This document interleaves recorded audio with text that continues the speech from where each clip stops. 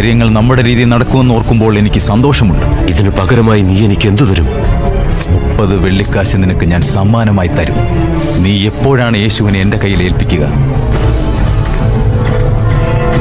അതിനു പറ്റിയ അവസരം വരുമ്പോ.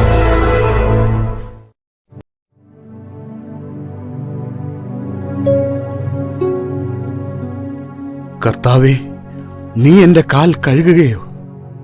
ഞാൻ ചെയ്യുന്നതെന്തെന്ന് ഇപ്പോൾ നീ അറിയുന്നില്ല, എന്നാൽ പിന്നീട് അറിയും.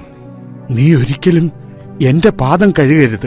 ഞാൻ നിന്നെ കഴുകുന്നില്ലെങ്കിൽ നിനക്ക് എന്നോടുകൂടെ പങ്കില്ല. കർത്താവേ, എങ്കിൽ എന്റെ പാദങ്ങൾ മാത്രമല്ല, കരങ്ങളും ശിരസും കൂടി കഴുകണമേ. കുളി കഴിഞ്ഞവന്റെ കാലുകൾ മാത്രമേ കഴുകേണ്ടതുള്ളൂ. അവൻ മുഴുവൻ ശുചിയായിരിക്കും. നിങ്ങളും ശുദ്ധിയുള്ളവരാണ്, എന്നാൽ എല്ലാവരുമല്ല.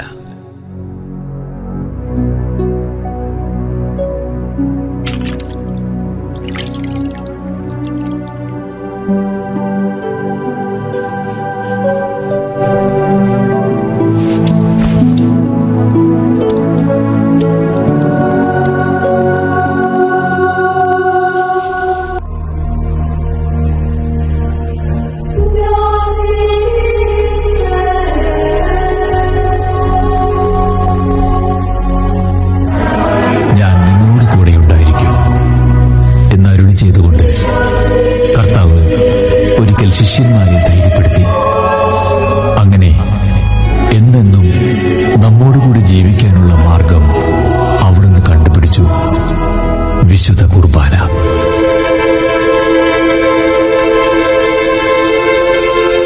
ഇത് എന്റെ ശരീരമാണ്. നിങ്ങളിത് വാങ്ങി ഭക്ഷിക്കുവിൻ. ഇത് പാപമോചനത്തിനായി അനേകർക്ക് വേണ്ടി ചിന്തപ്പെടുന്നതും ഉടമ്പടിയുടേതുമായ എന്റെ രക്തമാണ്. ഞാൻ നിങ്ങളെ സ്നേഹിച്ചതുപോലെ നിങ്ങളും പരസ്പരം സ്നേഹിക്കുക. മനുഷ്യപുത്രനിത മറുതകരുടെ കയ്യിൽ ഏൽപ്പിക്കപ്പെടാൻ പോകുന്നു.